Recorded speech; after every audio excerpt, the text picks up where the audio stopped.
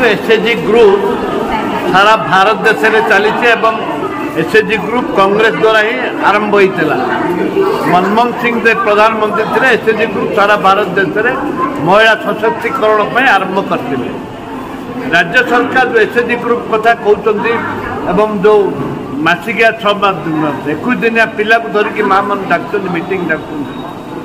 कौन से SHG group बर्तमान स्ट्रेंथन नुह संबल कितने लिमिट मात्र 2% कि 1% छाड़देले कौन से एसएचजी ग्रुप स्ट्रेंथन नुह से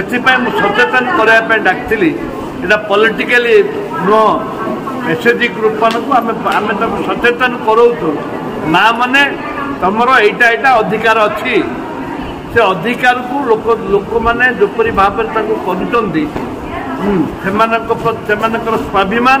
एवं सम्मान पे आज मीटिंग रखा जाकर जो अधिकार अच्छी से अधिकार को सब्यस्त करूँ आउ सरकार जो योजना करमको किसी परसेंटेज अन्य मैंने कंट्राक्टर मान को विजु जनता दल कंट्राक्टर मान को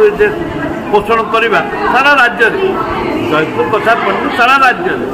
करवा आपको बंद करूँ ये गोटे मेसेज मीठा पकेट दे दौरान एसएचजी माँ मान को डाकी दौरान बसई दौरान हुड़ुली पका बोली कहते कथा हूँ एसएचजी ग्रुप माने जमी दयार आशीर्वाद अच्छा माँ मानकर सम्मान नहीं खेलुं सरकार माँ मानकर स्वाभिमान उपर आंच आणुं निश्चित भाव में यहाँ आप देखा आसन निर्वाचन कौन कर